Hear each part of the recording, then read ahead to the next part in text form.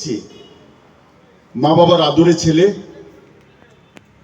বন্ধন থেকে লোন নিয়ে কষ্ট করে রাবার বিক্রি করে ছেলের আবদার আমরা অভিভাবকরা পালন করতে যাচ্ছি। এবার ছেলের বয়স 16 হোক 17 হোক সেটা কিন্তু আমরা দেখছি না। সত্যি খারাপ লেগেছে যে ছেলেটা অ্যাক্সিডেন্ট হয়েছে,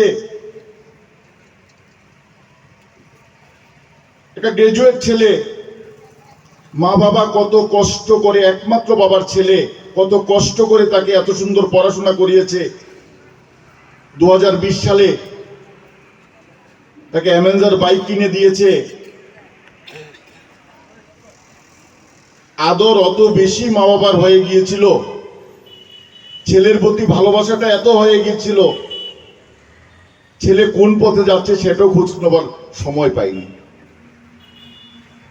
আমি আমার সামনে যারা ছাত্রছাত্রী আছে তাদের উদ্দেশ্যে বলবো, বাইক চালানোরও সময় আছে, বয়স আছে। আমাদের সরকার প্রতিনিয়ত চাইছে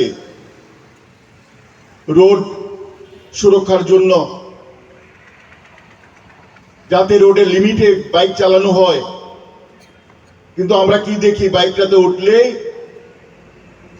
80 থেকে 100 কিলোমিটার শুরুতেই শুরু করে দেয়। সেদিনও সেই অবস্থায় হয়েছিল ছেলেটা। শান্তির বাজার থেকে যখন এইদিকে আসে, তার আসার সময়টা মিনিমাম 80 থেকে 100 ছিল তার বাইকের স্পিড। আমরা যারা অভিভাবক, আমাদের প্রথম কর্তব্য, আমাদের ছেলে মেয়ে অ্যাক্সিডেন্টও আমি মনে করবো অভিভাবক সবার আগে দায়ী।